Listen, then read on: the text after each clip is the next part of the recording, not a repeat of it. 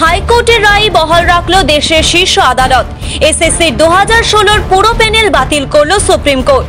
বাতিল হলো 25,753 জনের চাকরি।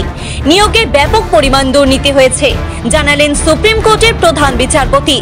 সুপ্রিম কোর্টের তরফে বলা হয়েছে, যারা অন্য সরকারি দপ্তর থেকে এখানে এসেছিলেন তারা পুরনো জায়গায় যোগদান করতে পারবেন। 3 মাসের মধ্যে এই কাজ শেষ করতে হবে। এদিকে সুপ্রিম কোর্টের এই নির্দেশের পর কান্নায় ভেঙে পড়েছেন 2016 চাকরি প্রার্থীরা। তাদের বক্তব্য, 10 বছর আগে পরীক্ষা দিয়েছিলাম, কি করে জানবো যে সেই সময় দুর্নীতি হয়েছে?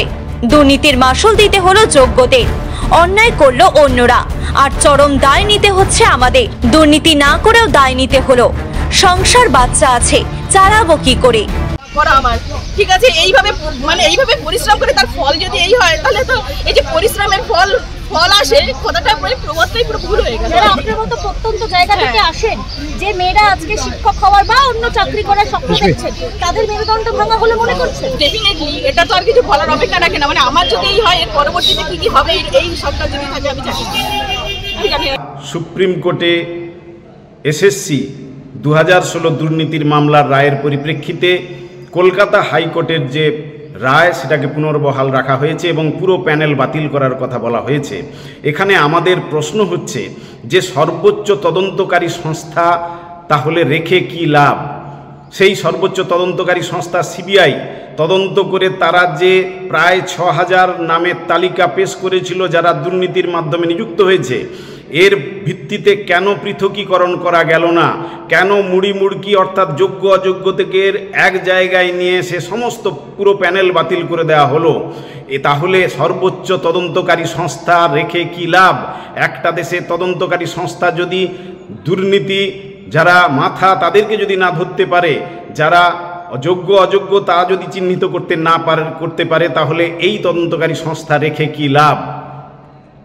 সামগ্রিকভাবে যে শিক্ষার পরিস্থিতি, সরকারি শিক্ষা ব্যবস্থা, তা কিন্তু ভেঙে পড়বে। এই সার্বিক দিকগুলো কিন্তু আমরা তুলে ধরছি। প্রথম থেকেই আমরা 3টে মূল দাবি তুলে ধরেছিলাম। সেটা হচ্ছে যে যারা যোগ্য তাদেরকে পুনর্বহাল করা হোক সসম্মানে, যারা বঞ্চিত হয়েছে, যারা নিয়োগ পায়নি তাদেরকে দ্রুত নিয়োগ করা হোক, এবং যারা দুর্নীতির মাথা তাদেরকে কঠোরতম শাস্তি দেওয়া হোক। এই দাবি প্রথম থেকে সবাই আমরা তুলে ধরে আসছিলাম, কিন্তু সেই দাবির মান্যতা পেল না।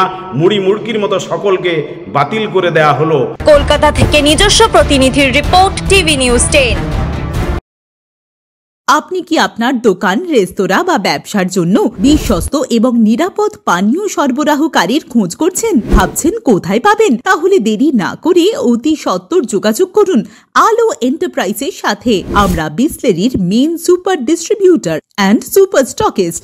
আমাদের এখানে আপনারা পেয়ে যাবেন ভারতের উচ্চমানের নিরাপদ পানীয় সরবরাহকারী বিসলেরির মিনারেল ওয়াটার, সোডা ও সফট ড্রিঙ্কস একদম সুলভ মূল্যে।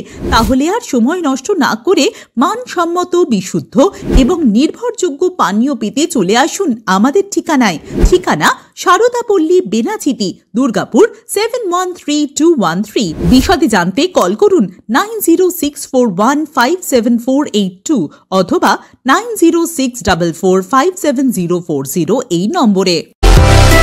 সুলভের সঠিক চিকিৎসার একমাত্র প্রতিষ্ঠান বিবেকানন্দ হসপিটাল। 24 ঘন্টা emergency service, blood bank, trauma care. আপনাদের সেবায় আমরা তৎপর। গুণমান ও পরিষেবায় দুর্গাপুর বিধাননগরের ডক্টর জাকির হোসেন এভিনিউর বিবেকানন্দ হসপিটাল শিল্পাঞ্চলের মানুষের মন জয় করেছে। আপনারা দেখছেন টিভি নিউজ 10। আপনারা মানে আমরা।